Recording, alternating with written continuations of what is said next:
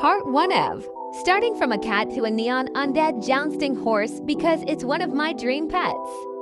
Some of the trade recordings didn't work, so if you want to see them, comment a purple heart emoji in the comment section.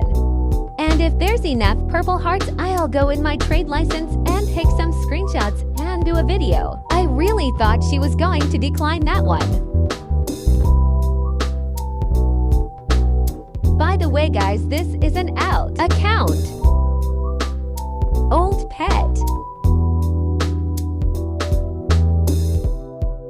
So many megas.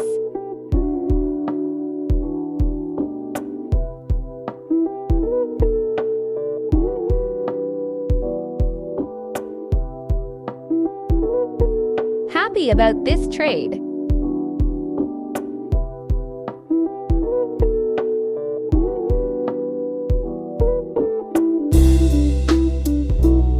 Thank you guys for watching. Like to see part 2.